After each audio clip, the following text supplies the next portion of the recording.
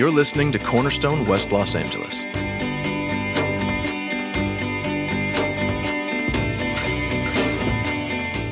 We are in the beginning of the Gospel of Luke. ما در ابتدای انجیل لوقا هستیم. And today we celebrate Christmas. و امروز ما کریسمس رو میخوایم جشن بگیریم. Merry Christmas. کریسمس شما مبارک. I was hoping we'd only play Christmas music. من خیلی دوست داشتم که آهنگ کریسمسی باشه امروز. But I rarely get my way around here. ولی خب حرف من اینجا خریدار نداره به قول And the story of Christmas is always relevant for us. و داستان کریسمس همیشه به ما یک ربطی داره در زندگی روزانه خودمون. And we will be looking at Luke chapter 2 today. و امروز می‌خوایم لوقا باب 2 رو با هم دیگه بخونیم. If you have your Bibles, please open to Luke chapter 2. اگر کتاب مقدس دارید لوقا باب 2 رو باز بکنید. And Pastor Ara is going to read in Farsi verses 1 through 20. و من به زبان فارسی از آیات 1 تا 20 برای شما خواهم خوند. And you can read along in English or up on the screen in English in your Bibles. میتونید به زبان انگلیسی بخونید یا اون تو صفحه ببینید. در آن روزها آگوستوس قیصر فرمانی صادر کرد تا مردمان جهان همگی سرشماری شوند. این نخستین سرشماری بود و در ایام فرمانداری کورینیوس بر سوریه انجام می شد. پس هر کس روانه شهر خود شد تا نامنویسی شود. یوسف نیز از شهر ناصره جلیل رهسپار بیت لحم یهودیه زادگاه داوود شد، زیرا از نسل و خاندان داوود بود. او به آنجا رفت تا با نامزدش مریم که زایمانش نزدیک بود نامنویسی کند. هنگامی که آنجا بودند وقت زایمان مریم فرا رسید و نخستین فرزندش را که پسر بود به دنیا آورد. او را در قنداقی پیچید و در آخری خوابانید، زیرا در مهمانسرا جایی برایشان نبود. در آن نواحی شبانانی بودند که در صحرا به سر می بردند و شب هنگام از گله خود پاسداری می کردند. ناگاه فرشته خداوند بر آنها ظاهر شد و نور جلال خداوند بر گردشان تابید.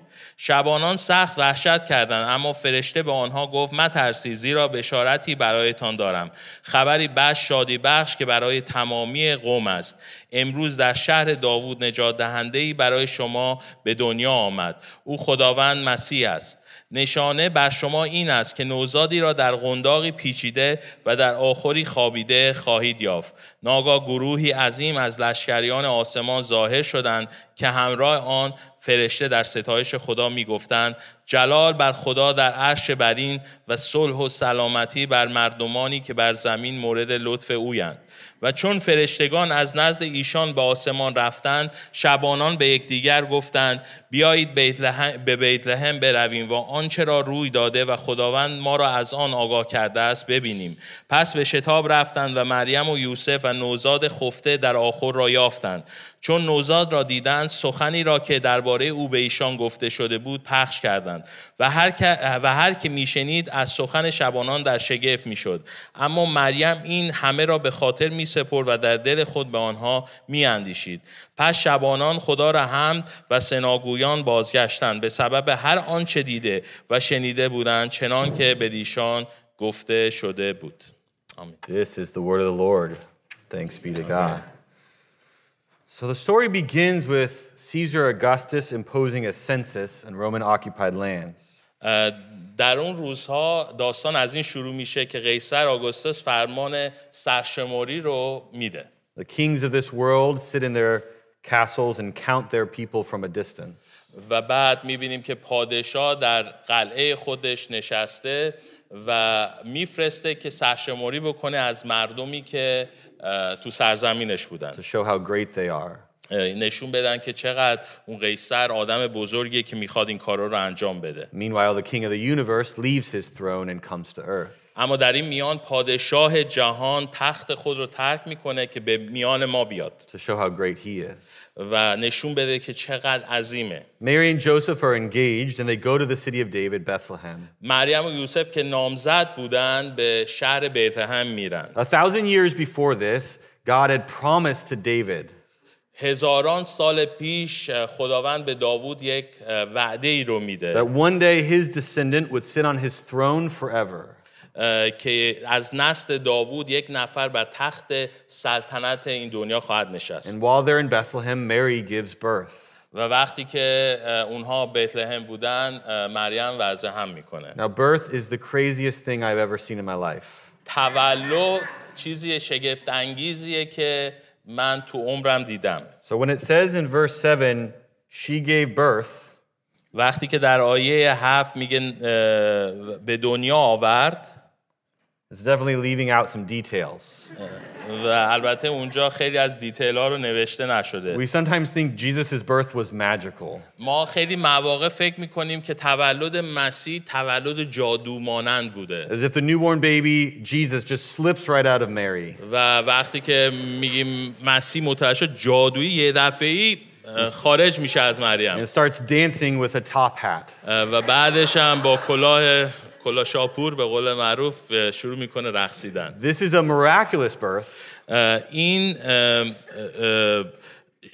معجزه آسا بود، تولد معجزه آسایی بود، But it's not a magical birth. ولی جادویی نبود. I always love when we sing Silent Night at Christmas. من اون شب تاریک رو سایلنت نایت کریسمس رو خیلی دوست دارم. And then a baby in the congregation starts crying. وقتی که درباره اون سرود میخونیم یه دفعه بچه‌ها شروع میکنن گریه کردن بین جماعت There was no silent night. و بعد اونجا میبینیم شب سکوتی وجود نداره There was no magical birth. و در اونجا تولد جادو مانندی وجود نداره. Jesus is born and Mary wraps him in linen. عیسی متولد شد، مریم اون رو در قنداق پیچید. The language is so simple, اون زبانی که امروز داریم میبینیم خیلی زبان ساده ایه، but the king is here. ولی اون پادشاه اینجاست. And then the scene changes. و بعد میبینیم که اون صحنه عوض میشه It shifts to the outskirts of town. و داستان به حومه شهر میره. These shepherds are watching over their sheep at میبینیم night. که چوپانان دارن گوسفندان خودشون رو میبینن، نگهداری میکنن. It's probably September. احتمالاً میگن که توی سپتامبر بوده. Sorry. ببخشید کریسمس ژانویه نبود، سپتامبر بوده میگن. Based on the timeline of Zechariah's temple duties. و بعد اون بر طبق خدمت زکریا که در معبد بوده. It's a cool Mediterranean night after a warm fall day. و اون شب خیلی باحال مدیترانه‌ای اونجا بوده. We do live in a city, so we don't really have interactions with many farm animals. ما در شهر زندگی میکنیم و درباره مزرعه و این حیوانات زیاد متوجه نیستیم، دامداری نمیدونیم. In October, sometimes they have pumpkin patches with petting zoos. در ماه اکتبر خیلی مواقع اون مزرعه کدو تنبل و نمیدونم حیوانات رو میذارن که بچه‌ها بیان ببینن. And normally it's two of the saddest goats you've ever seen in your life. و بدترین چیز اینه که 2 تا بز خیلی غمگین و خسته اونجا میبینیم که بچه‌ها نازشون میکنن. Standing on asphalt. و روی اون آسفالت دارن قدم میزنن. Looking at you. نگاه میکنن این بزا به شما. And their look says, و اون نگاهشون به شما میگه you know and I know that I shouldn't be here. خودتون و من میدونیم که اینجا جای بز نیست. But the thing that stands out about those petting zoos اما چیزی که اونجا مشخصه is the smell. چیزی که خیلی بده اون بوی بده. We always imagine this story with the shepherds and cute little sheep. و همیشه این داستان چوپانا و گوسفندای شیک و پیک رو میبینیم Skipping around. که دارن این ور اون ور میدوئن. The reality is very different. ولی حقیقت یک حقیقت دیگه ایه. Angels show up فرشتگان خودشون رو نشون میدن to a group of smelly shepherds به یک گروه از چوپانای فقیر و ژولیده on the outskirts of town. در حاشیه شهر.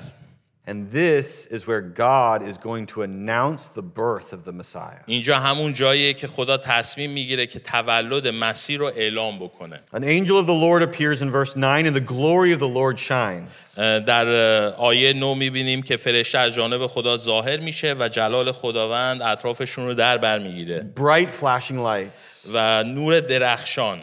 And angels are scary looking. و فرشتگان قیافه ترسناکی دارن. Everybody's always scared when they see an angel. هر جایی رو که در کتاب مقدس می‌بینیم مردم وقتی فرشته‌ها رو می‌بینن می‌ترسن. And so the angel says, don't be afraid. و بعد می‌بینیم که فرشته‌ها برمیگردن میگن که نترسید. I bring you good news. من برای شما خبری خوش آوردم. Hundreds of years earlier, the prophet Isaiah talked about good news. و هزارها سال پیش اشعیا نبی درباره خبر خوش صحبت میکنه. That one day God would come and rescue his people. که یک روزی خداوند میاد و مردم خودش رو نجات خواهد داد. This word good news is our word gospel. و برای همین واژه خبر خوش همون انجیل وجود داره. This gospel is going to be great news for all people. انجیل یعنی خبر خوش، خبر خوشی که برای همه مردمه. And the word Christ means Messiah or anointed one. و مسیح یعنی نجات دهنده و محض شده خداوند. And for thousands of years, God's people have looked for this Savior. و هزارها سال مردم منتظر این نقطه بودن. From the moment that sin entered the world, God's people have been longing for this Savior.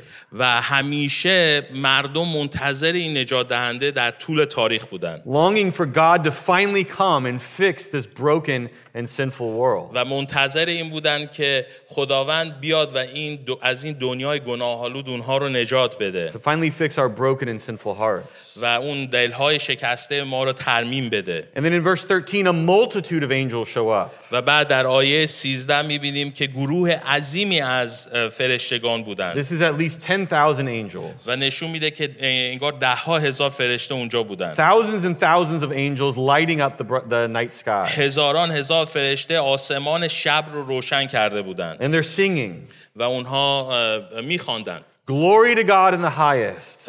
میخوان جلال بر خدا در عرش برین. And then they're gone. و بعد میرن. And hilariously, the shepherds respond. و بعدش میبینیم که چوپانان عکس العملشون این بوده. In verse 15, آیه 15. let us go over and see this thing. شبانان به ایده بیایید به بیتلحم بریم و آنچه را روی داده ببینیم. Come on. میگه یالا بابا. They have to be freaking out, right?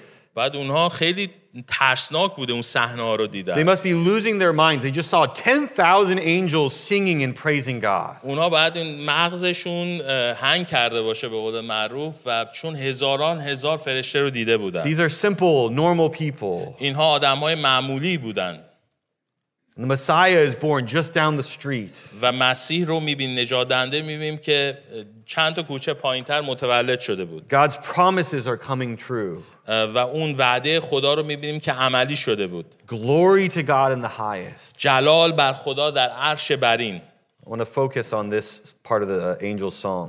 و می‌خوایم اینجا تو این قسمتی که فرشتگان خوندن تمرکز کنیم. First, what is glory? اول اینکه جلال یعنی چی؟ The story begins with the angel arriving and God's glory, the glory of the Lord shines around them. و بعد می‌بینیم که داستان از اینجا شروع میشه که فرشتگان میان و اون جلال و اون نور در دور اینها بوده. And then they sing glory to God. و بعد شروع میکنن پرستش خدا، جلال خدا. So what is glory? جلال یعنی چی؟ The Bible's word for glory means weighty. در کلام خدا کلمه جلال به معنای عظمته، Important. مهم بودن، شکوه، Beautiful. زیبایی، Majestic. جاذبه است Praiseworthy. و شایستگی ستایشه. A few months ago, Pastor Reggie was preaching. چند ماه پیش پاستور رجی اینجا موعظه میکرد. And he defined glory as wow. و اینطور توضیح داد که جلال یعنی واو. When you, it's good. More emotions. More emotions, yeah, more emphasis. I like that. When you encounter something so big that you can't stop yourself from saying wow. و وقتی یک چیز عظیمی رو میبینی دیگه نمیتونی همینطور ساکت باشی، اون واو میگی. The reality is I think we all understand glory. حقیقت اینه که ما جلال رو میدونیم یعنی چی. Much of our lives are spent in struggle. خیلی از زندگی‌های ما درگیر مشکلاته. But there are moments where everything feels right. بعضی مواقع هست که همه چی انگار خوب داره where پیش we get میره، caught up into something bigger than ourselves, ولی وقتی که برخورد میکنیم به یک چیزی که بزرگتر از ماست where we're overwhelmed with beauty and majesty and wonder. و بعد در این عظمت و بزرگی تعجب میکنیم. When you're in nature, for example, وقتی که در طبیعت هستیم، when you look out at the ocean and see how massive it is وقتی که به اقیانوس نگاه میکنیم میبینید چقدر عظیم و بزرگه and how small you are, و خودت چقدر کوچیک هستی، but you're part of something bigger than yourself. ولی تو قسمتی از یک چیز عظیمی تو زندگی قرار داری. Or when you're looking out at a mountain range covered in snow, وقتی که در کوه‌ها هستی و برفا رو میبینی. as Pastor Scott shared about his trip to Alaska last week, پاستور اسکات درباره سفرش به آلاسکا توضیح میداده. something bigger and greater and more glorious. یک چیز بزرگ پرجلال که ایشون دیده بود. Or perhaps when you hear a beautiful song, و بعدش یک آهنگ زیبا میشنویم. music can speak to something deep inside of you. موسیقی چطور عمیقاً وارد روح و درون ما میشه. Or when you actually stop and look at a beautiful piece of art, وقتی که با دقت به یک اثر هنری نگاه میکنی، something so beautiful that it speaks to your soul. آنقدر شگفت انگیزه که روح خودت رو لمس میکنه. Or perhaps when you see a young couple in love at a wedding, وقتی که یک زوج جوان رو در عروسی میبینی، something pure and wonderful and beautiful. چیزی در اون عشق هست که خالصه و فوق‌العاده است و زیبا. Or the love of a father or mother for a newborn child. با محبت پدر مادر به نوزادانشون. Or maybe you've even felt this with food.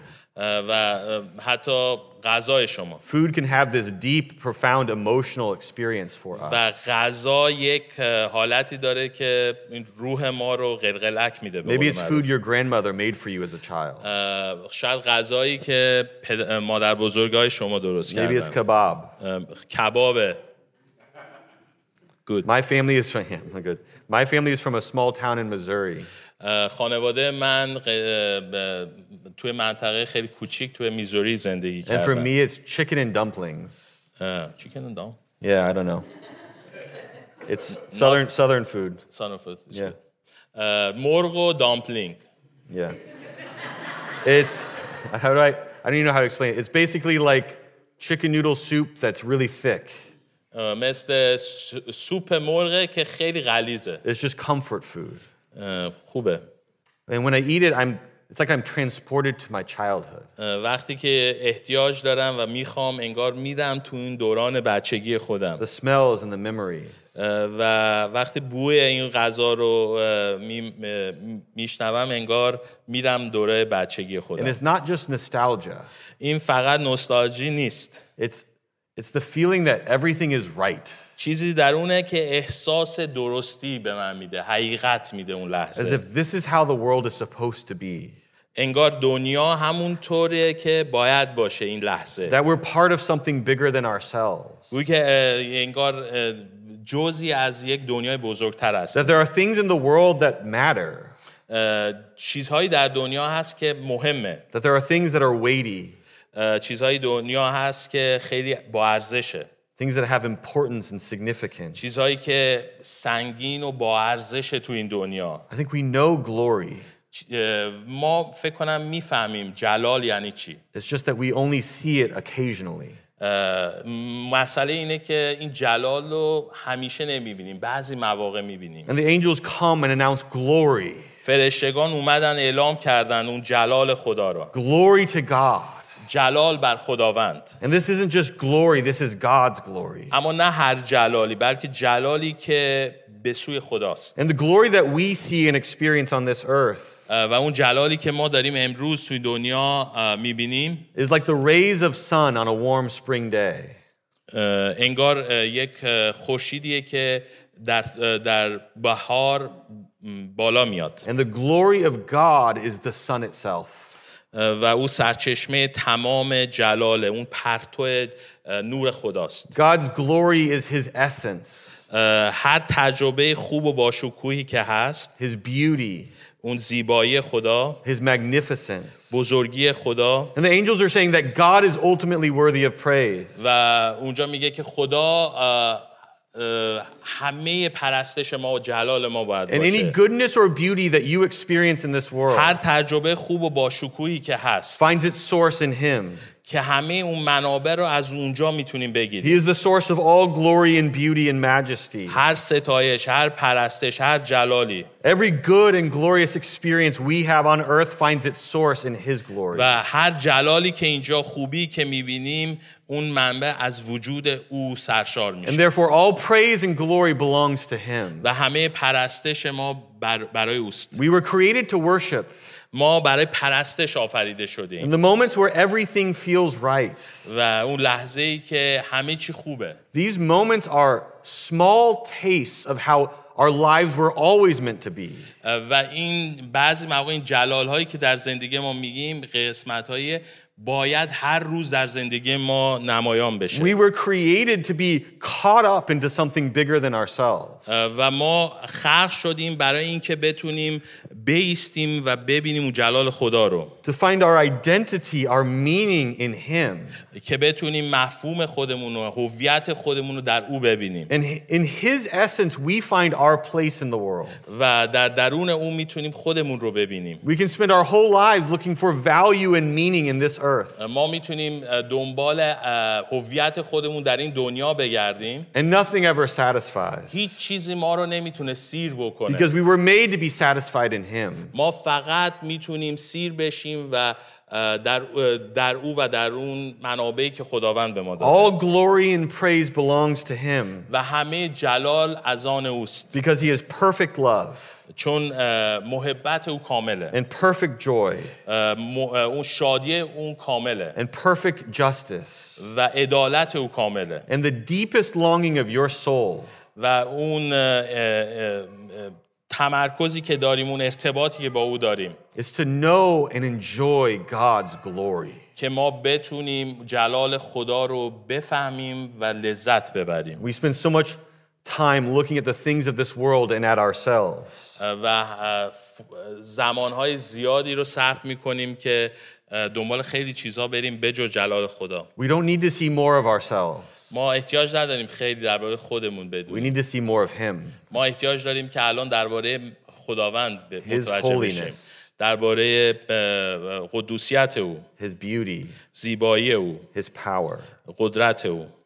Glory to God. جلال بر And خداوند. not only this, but glory to God in the highest. جلال خدا بر عرش برین. The idea of God being in the highest is that He's so much greater.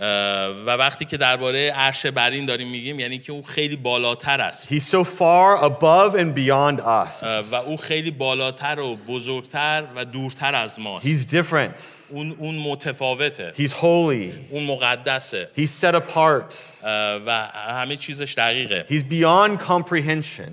و اصلا قابل درک نیست، قابل توضیح دادن نیست. He's beyond us. او بیشتر از اون چیزی که ما میفهمیم. He's perfect in every way. او کامل از هر لحاظ. Not only is He loving, He is perfect love. نه فقط او محبته بلکه محبت کامله. Not only is He just, He is perfectly just. نه فقط عادله بلکه او کاملا عدالت رو میدونه. Not only is He good, He is perfectly good. نه فقط او خوبه بلکه کامل در کاملیت خوبیه. And it's only right that God is glorified in the highest. و اون چیزیه که خدا در اون عرش برین در بالاترین قسمت نشسته. He is infinite.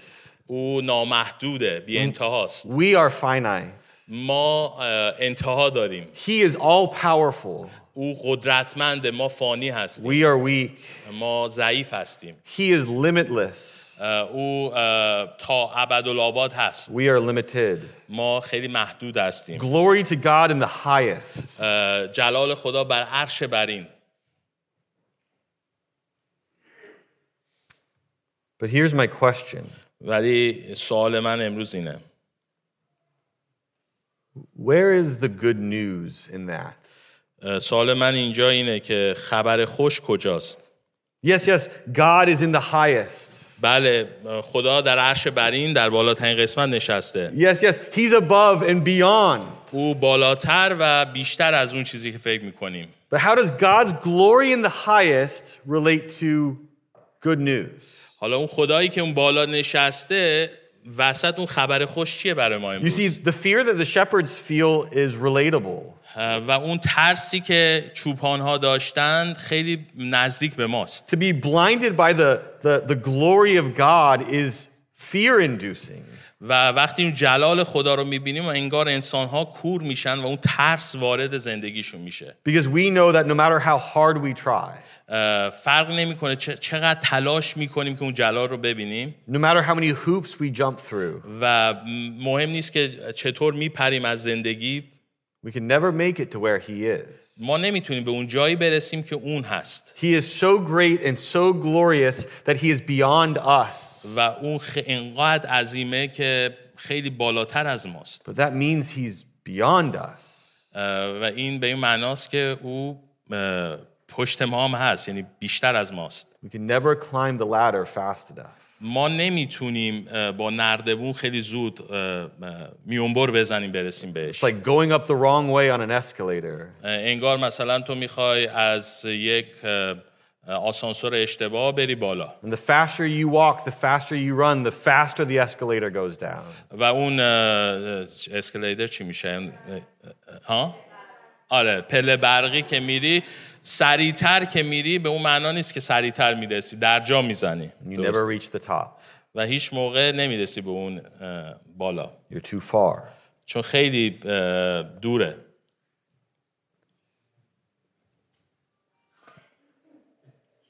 The story of Christianity, داستان مسیحیت، the story of the Bible, داستان کتاب مقدس، the story of Christmas, داستان کریسمس، the story of Jesus داستان مسیح is not a story about God's glory in the highest.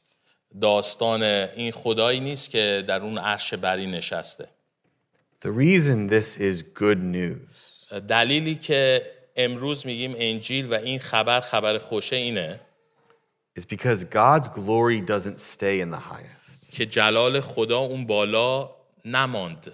The whole point of Christmas, و تمام اون نکته کریسمس اینه the whole reason there is good news, و تمام دلیلی که این خبر خوش امروز برای ما، the whole reason there's peace on earth, تمام دلایلی که امروز میتونیم بگیم صلح بر این زمین، the reason you can have great joy و دلیلی که امروز میتونید شادی عظیم داشته باشید، is not because of God's glory in the highest, این دلیلی نیست که خداوند در اون عرش برینش نشسته، but because of God's glory in the lowest.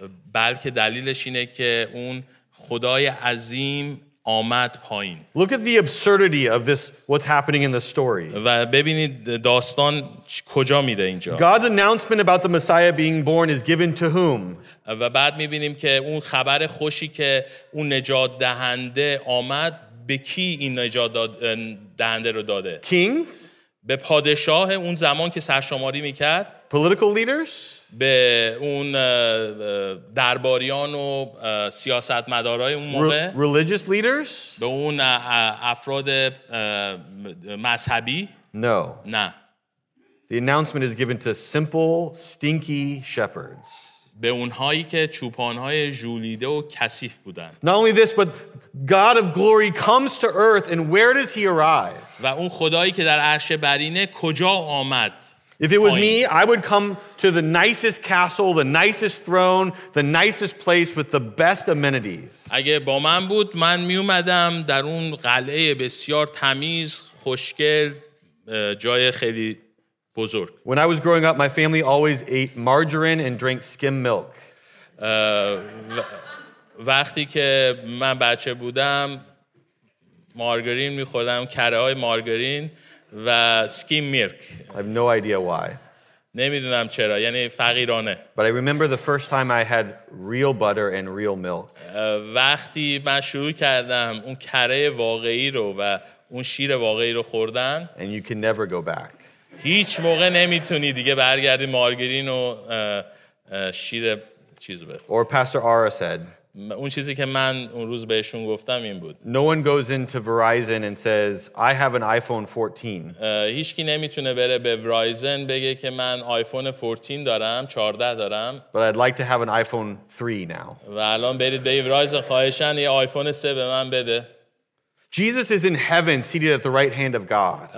و عیسی مسیح در دست راست خداوند نشسته. The best place, the best bassinet, the best bed that he could come to on earth would be a downgrade. و بعد در اون بهترین جاها نشسته، بهترین کارا رو داره میکنه و بعد میاد در اون آخر حقیرانه. But where does the God of glory arrive? کجا اون خداوندی که در عرش برین نشسته، اون جلالش کجا فرود میاد؟ In a manger. در یک آخر. In poverty. در فقر. This little baby holds the entire universe together with the word of his power.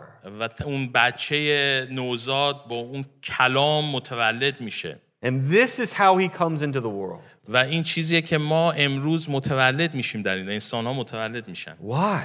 چرا؟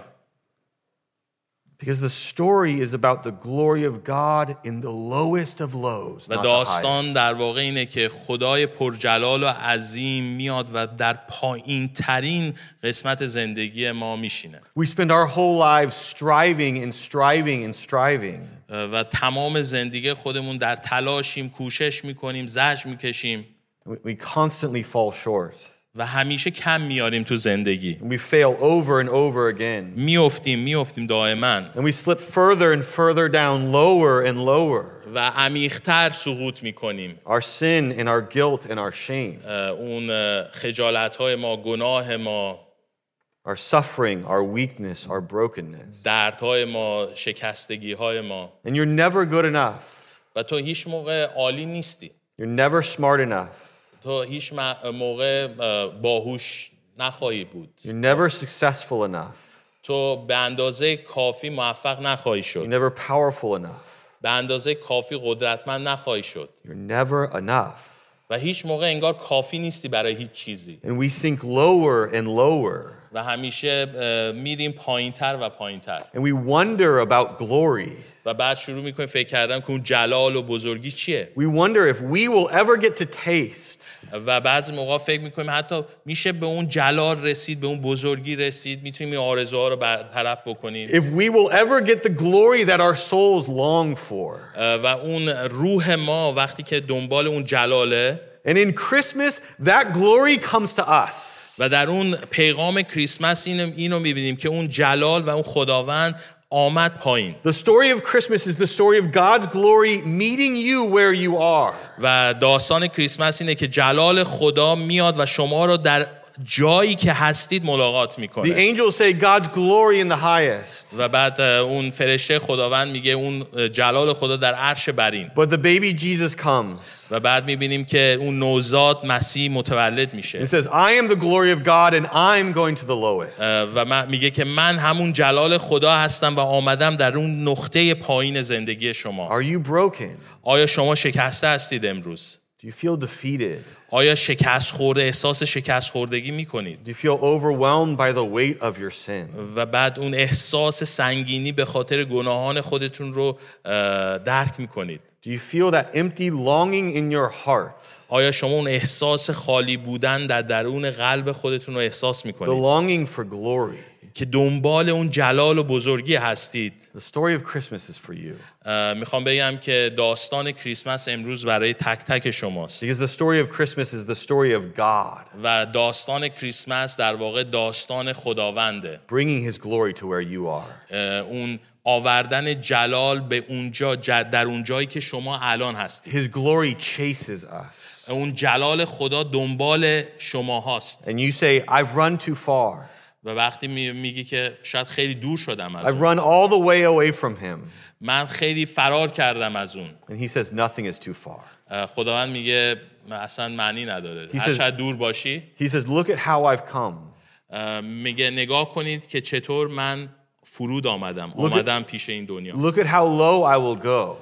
میگه که نگاه کنید که چقدر من خودم رو خوار کردم. The glory of God comes to earth. و اون جلال خدا آمده روی زمین takes on human flesh, و جسم انسانی گرفته and goes to the lowest of lows. و پایینتر و عمیق‌ترین جای ما اومده. The glory of God comes to earth اون جلال خدا روی زمین آمده and dies a lowly death on a cross. و در تنها ترین جا روی صلیب جان خودش رو داد. There is no place lower. و اینجا پایین ترین قسمت، از این پایین تر دیگه وجود نداریم که یک کسی روی صلیب جان خودش رو فدا کنه. than the shame of the cross. اون خجالت اون صلیب، اعدام. And that's where the glory of God goes و اینجا بود که جلال خدا رو می‌بینیم که چقدر پایین اومد for you. برای من و شما. You are not too far. شما دور نیستید از خدا.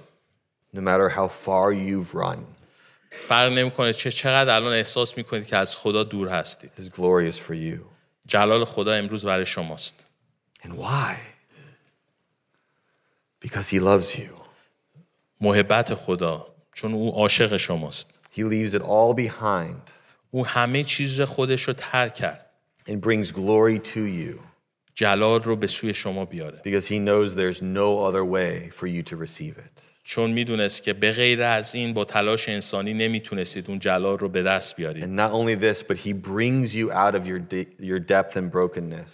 و نه فقط این، بلکه اون میتونه شما رو از مرگ و شکستگی بیرون And بیاره carries you to the highest of heights. که میتونه شما رو هم بکنه به اون بالاترین نقطه زندگی. Glory to God in the lowest. جلال خدا در پایین ترین قسمت زندگی. In verses 15 to 20, there are three responses that different people have. در آیه 15 تا 23 میبینیم که 3 تا عکس العمله که آدم ها انجام میدن. Verse 15, the shepherds say, let's go and see. شبانان در آیه 15 میگه بیایید ببینیم. Christmas is an invitation to look, کریسمس معنیش اینه که بیایید و ببینید. to see what Jesus has done. ببینید که مسیح برای شما چه کاری کرده. Verse 19, Mary ponders all of this in her heart. و بعد آیه 19 رو میبینیم که مریم این همه رو به خاطر میسازه، در دل خود به اونها میاندیشه. It's an invitation to consider what Christ has done for you. و دعوتیه که شما بتونید فکر بکنید که درک بکنید منطقی که مسیح برای شما چه کاری To کرد. think about God's glory. که درباره اون جلال خدا فکر بکنید. And to think about what really matters in your life. و بعد فکر کنید که الان تو زندگی من چه چیز مهمترین نقطه است. Are you exhausted from running and hustling? آیا خسته هستید از تلاش‌های بیهوده و دوندگی هر روزه خودتون؟ God's glory meets you in the lowest of lows. خداوند اون جایی که در پایین ترین قسمت زندگی هستید شما رو میخواد ملاقات بکنه. You don't have to climb a ladder or prove yourself. شما احتیاجی ندارید که با تلاش خودتون از اون نرده ها برید بالا، نردبون برید بالا. He loves you. اون شما رو دوست داره. And His love meets you where you are. میخواد همون جایی که تو زندگی هستید شما رو ملاقات It بکنه. won't let you stay there, ولی شما رو نمیخواد همون پایین نگه but داره. He will meet you there. اونجا نقطه ملاقات شماست. And in verse 20, the shepherds glorify and praise God. و در آیه 20 میبینیم که شبانان خدا رو حمد و ثنا گویان شروع میکنن اون رو پرستش This کردن. God who brings His glory to us, خدایی که جلال خودش رو برای ما میاره. how can we not turn and praise Him? چطور نمیتونیم اون رو بپرستیم؟ Pray with me. دعا کنیم با هم دیگه. Father God, thank you for this day. خداوند برای امروز از تو متشکریم. Thank you for your love and your grace. برای محبتت و برای فیضت از تو متشکریم. Thank you that you bring your glory to us. ممنون که جلال خودت رو برای ما آوردی. We love you and praise you. ممنون هستیم و شکرگزار تو. In Jesus' name, به نام مسیح. amen. آمین. Thank you for listening to Cornerstone West Los Angeles. For more information, please visit us on the web at cornerstonewla.org.